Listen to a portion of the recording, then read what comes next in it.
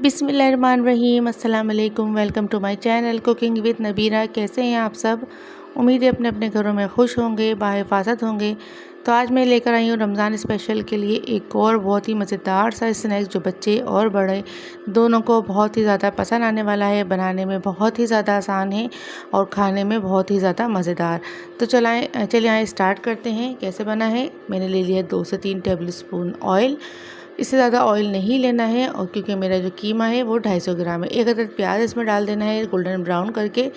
इसमें हमें डाल देना है अदरक लहसुन का पेस्ट आधा चम्मच और इसको अच्छी तरीके से भून लेना है। उसके बाद इसमें कीमा डाल लेना है जो मैंने पहले से धो के स्टैंडर में डाल के रखा हुआ था।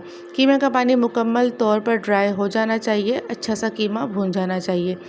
इस स्टेज पे अब मैं डाल दूँगी इसमें आधा चम्मच पिसा हुआ ज़ीरा, आधा चम्मच पिसी हुई काली मिर्च और आधा चम्मच मैंने इसमें डाल दिया कुटी हुई लाल मिर्चें। अब इनको दोबारा से मुझे अच्छी तरीके से भून लेना है। नमक मैंने अभी शामिल नहीं किया है।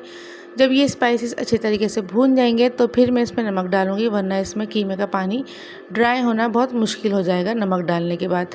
तो जब ये अच्छी तरीके से ड्राई हो जाए, पानी कंप्लीट ड्राई हो जाना चाहिए, फिर हम इसमें डाल देंगे नमक। और नमक डालने के बाद फिर हम 1 से 2 सेकंड के लिए इसको थोड़ा सा भुनेंगे।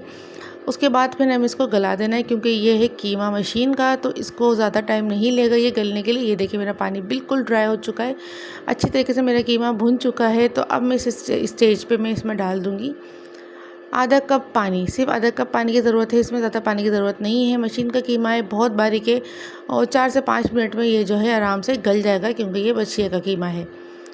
तो आधा कप पानी डालने के बाद इसको हम लिड ऑफ़ कर देंगे, ढक के रख देंगे ताकि ये गल जाए थोड़ा सा, सिर्फ और सिर्फ जस्ट 4 से 5 मिनट के लिए। 4 से 5 मिनट के बाद ये देखिए मेरा कीमा अच्छा सा गल चुका है और जो इसमें पानी था वो भी बिल्कुल ड्राई हो चुका है।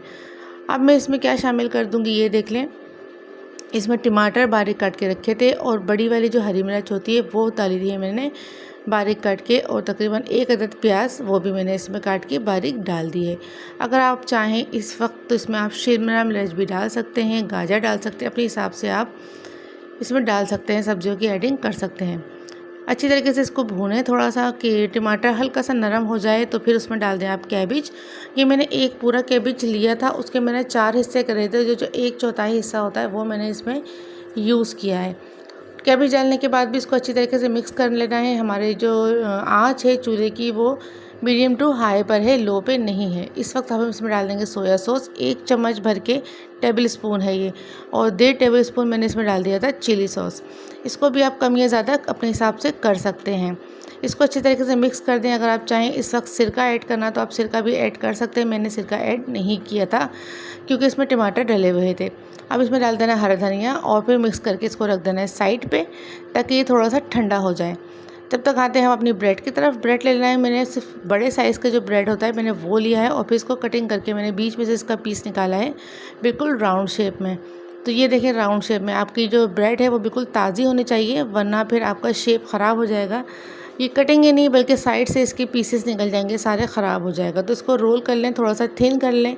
उसके बाद चारों साइड पे मैंने पानी लगा दिया, अच्छी तरीके से पानी लगा लें, इसके साइड्स को नरम कर लें। उसके बाद बीच में डालेंगे हम वही अपना बैटर जो हमने बना के रखा था, और फिर इसको इस तरह से एक साइड से फोल्ड करके दूसरी साइड पे लेकर आएंगे। पहले फिंगर से इसको प्रेस करें कि गीला हो रहा है ब्रेड, और ये अच्छी तरीके से प्रेस हो जाएगा। उसके बाद किसी चम्मच या फोर्क की मदद से आप इसको प्रेस कर सकते हैं। इसकी बाइंडिंग अच्छी होनी चाहिए। एंड में फिर थोड़ा सा पानी लगा लें और उसको रख दें एक साइड पे ताकि ये सब ड्राई हो जाए।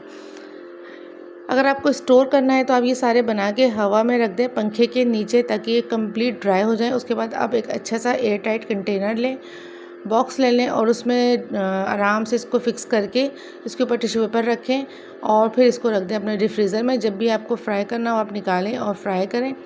डीप फ्राई नहीं होगा, ये शैलो फ्राई होगा। शैलो फ्राई में ही बहुत ज़्यादा मज़ेदार होता है क्योंकि ये ब्रेड है तो ये तेल बहुत ज़्यादा सोख लेता है, इसलिए इसको डीप फ्राई नहीं करेंगे।